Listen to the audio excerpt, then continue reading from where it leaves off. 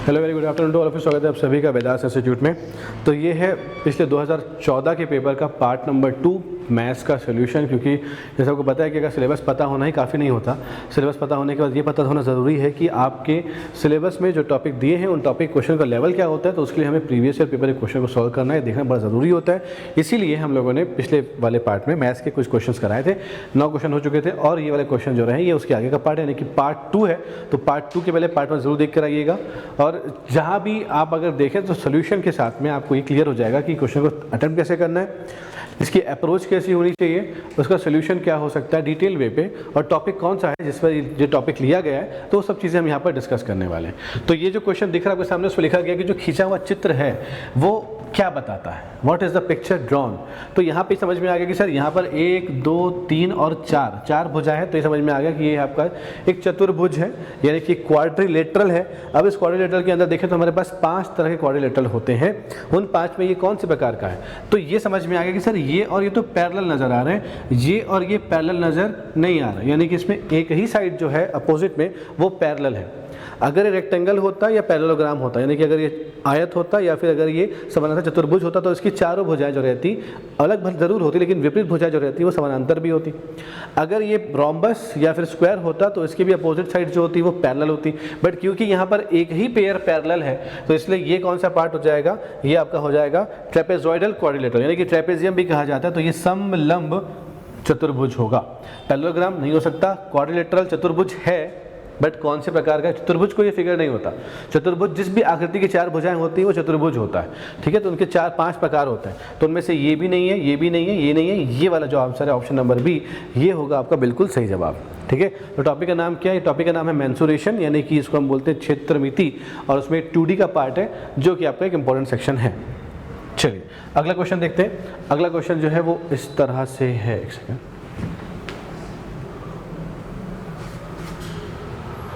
अगला क्वेश्चन देखेंगे तो वो इस तरह से नजर आएगा। यदि किसी घनाभ की लंबाई एवं चौड़ाई में 20% की वृद्धि की जाती है तथा उसकी ऊंचाई में 15% की कमी कर दी जाती है, तो उसके आयतन में कितने प्रतिशत का परिवर्तन होगा। उसके आयतन में कितने प्रतिशत का यहाँ पर परिवर्तन देखने को मिलेगा। If the length and the breadth of the cuboid are increased by 20% and the height is decreased by 15%, then what will the percentage change in its volume। आपको पता है जो क्यूबॉइड होता है सर वो ऐसा होता है,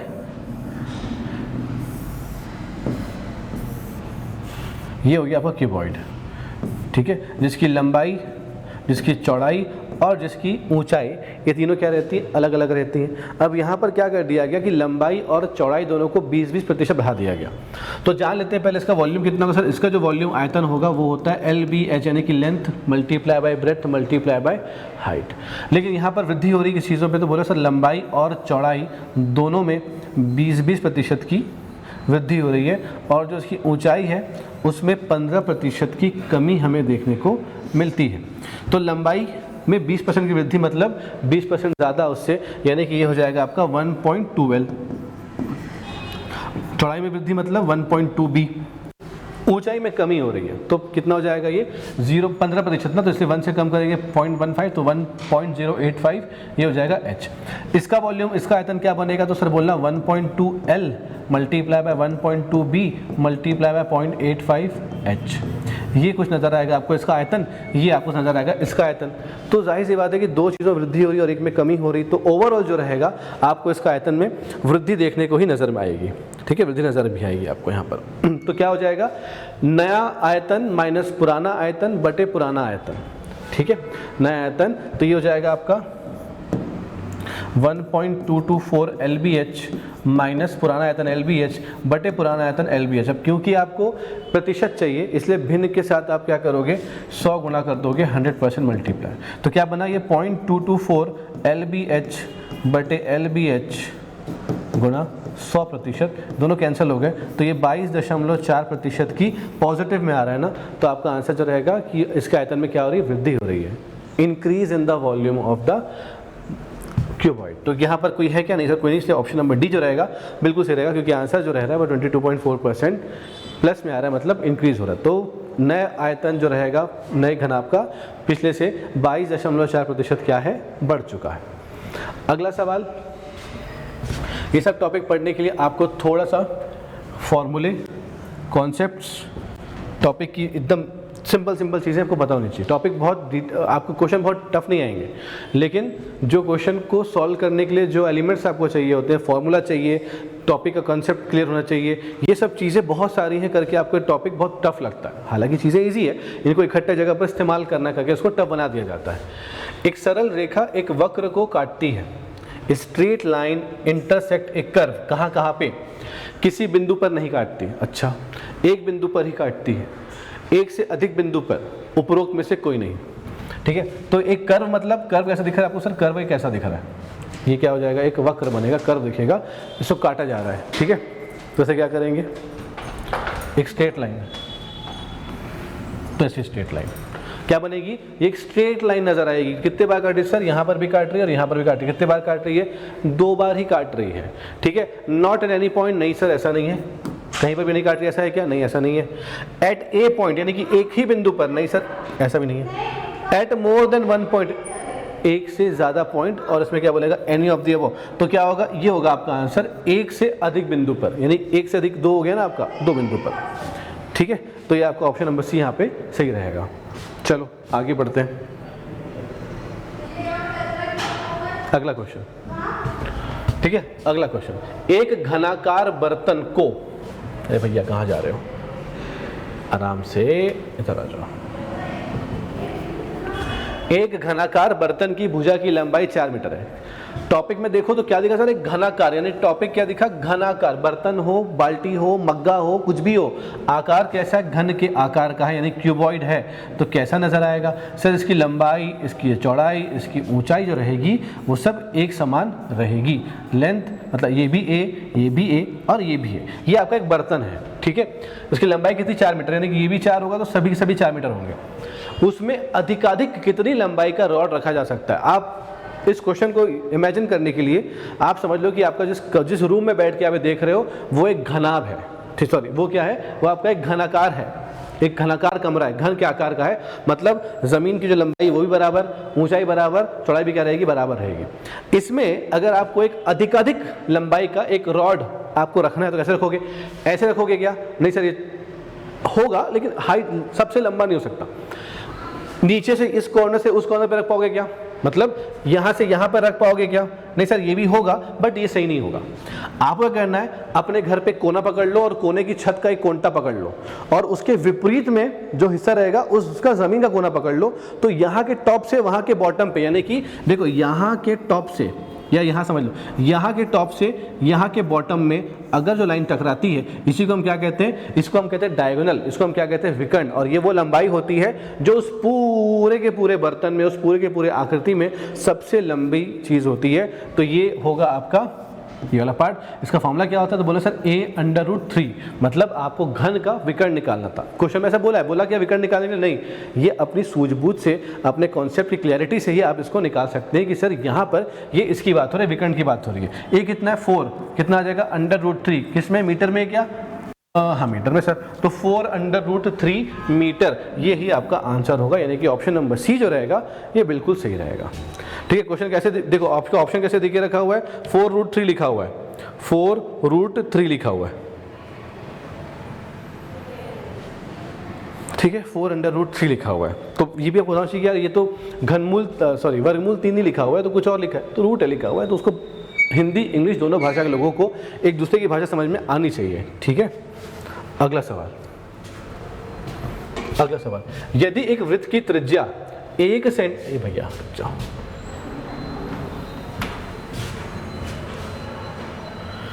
यदि एक वृत्त की त्रिज्या 1 सेंटीमीटर बढ़ा दी जाए तो वृत्त की नई परिधि तथा नए व्यास का अनुपात क्या होगा? बहुत ध्यान से। ठीक है, if the radius of a circle is increased by 1 centimeter then the ratio of the new circumference and the new diameter of the circle will be क्या?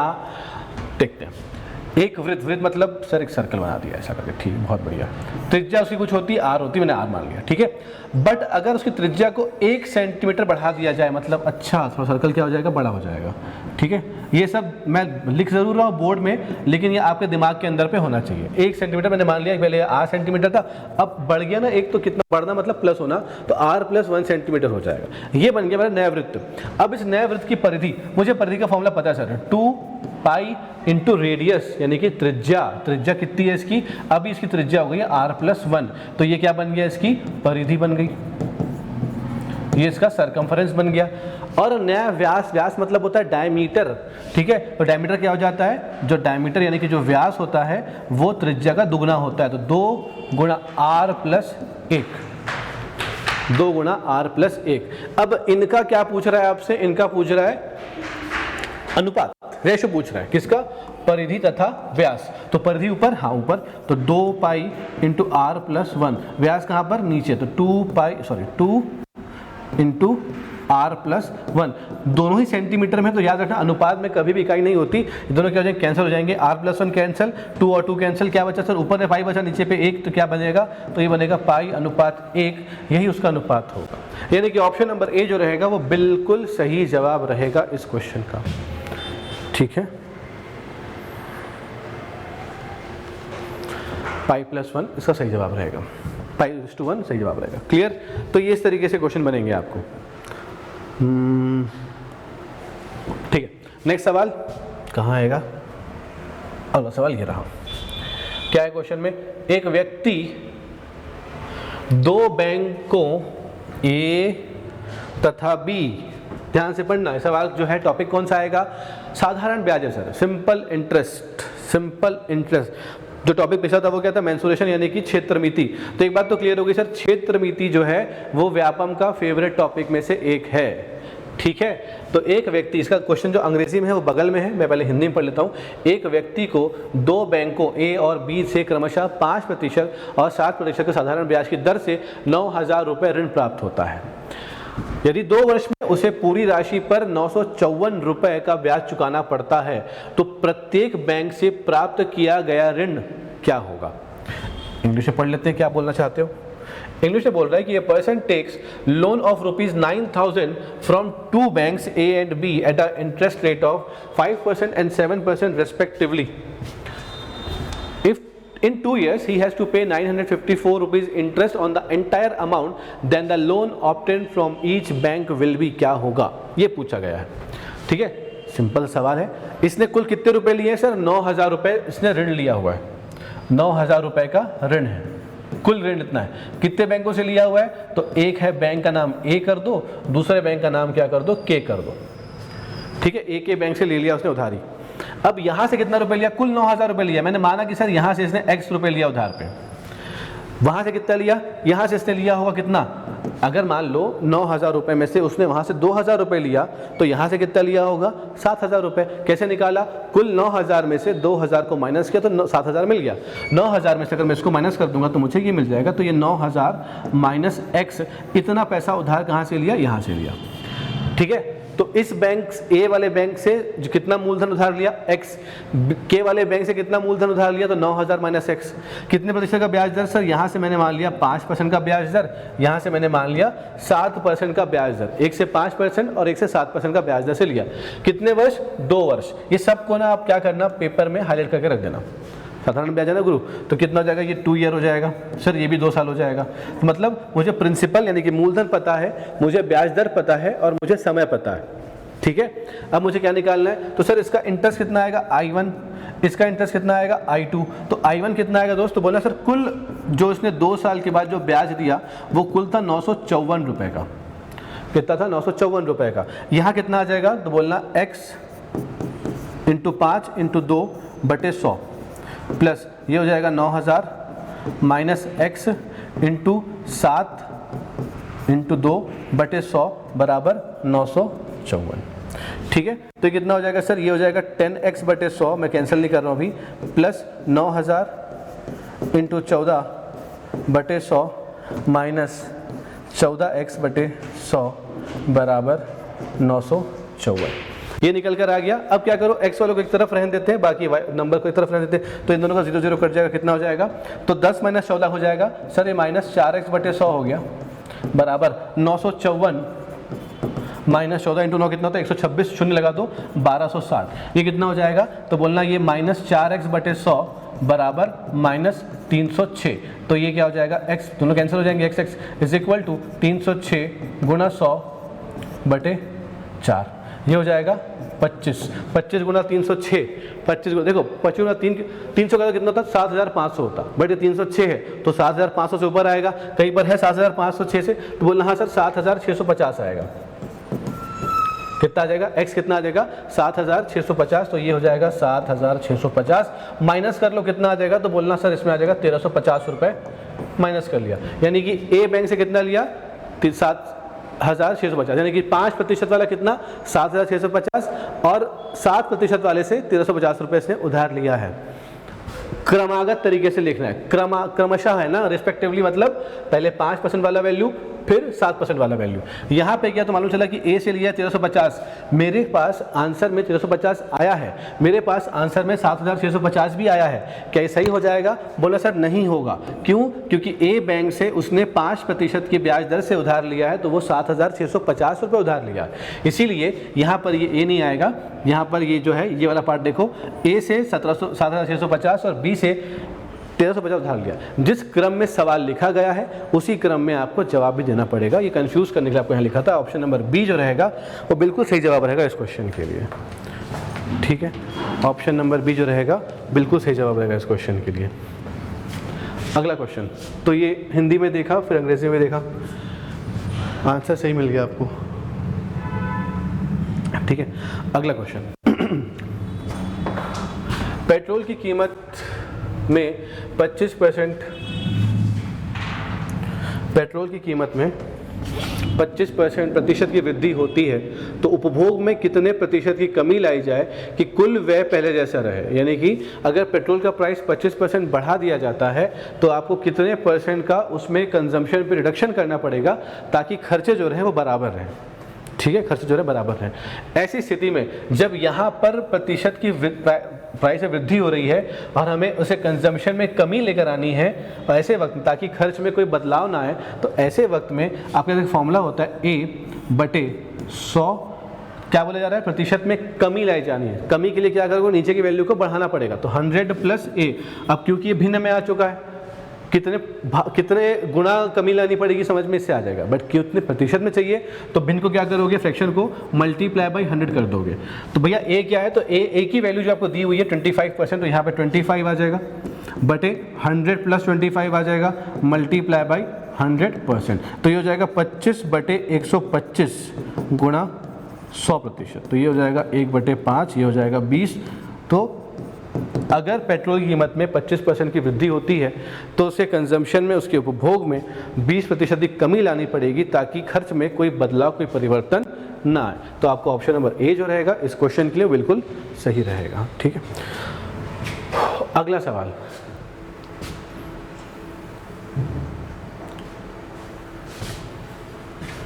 अगला क्वेश्चन, यदि एक व्यक्ति 285 किलोमीटर ट्रेन तथा बस से 6 घंटे का सफ़र करता है, यदि वह पहले बस से 40 किलोमीटर प्रति घंटे की रफ्तार से तथा ट्रेन में 86 किलोमीटर प्रति घंटे की रफ्तार से पूरी दूरी तय करता है, तो वह ट्रेन से कितनी दूरी तय करता है। If a person travels 285 kilometre by train and bus in 6 hours, if he travels the entire distance by bus at a speed of 40 km/h and then train at 86 km/h, then what distance does he travel by train. दो ही साधन है travel करने का इसके पास, बस और train. तो जो टोटल टाइम लग रहा है, तो ट्रेन का टाइम प्लस बस का टाइम मिलाकर कितना लग रहा है, तो टोटल 6 घंटे लग रहा है। टोटल सफ़र कितना लंबा है, तो बोला सफ़र जो है वो 285 किलोमीटर का सफ़र है। ये दो चीज़ों से मिलकर तय कर रहा है, एक ट्रेन से और एक बस से, ठीक है। अगर इसने ट्रेन से T किलोमीटर तय किया तो बस से कितना तय करेगा, टोटल डिस्टेंस का -T, total distance -T kilometre, ये बस से ये ट्रेन का, ये बस का, ठीक है। अगर ट्रेन से इतना तो बस से बचा हुआ हिस्सा। अब दोनों क्या देकर रखा है, टाइम देकर रखा हुआ है, ट्रेन का टाइम प्लस बस का टाइम बराबर कितने लगे, 6 घंटे लगे। अगर ट्रेन की स्पीड 86 किलोमीटर प्रति घंटा है, ट्रेन की स्पीड 86 किलोमीटर प्रति घंटा है और ट्रेन ने टी किलोमीटर तय करना है, तो समय क्या हो जाएगा, तो समय का फॉर्मूला होता है सर डिस्टेंस अपॉन स्पीड होता है, ठीक है, ये होता है डिस्टेंस अपॉन स्पीड होता है।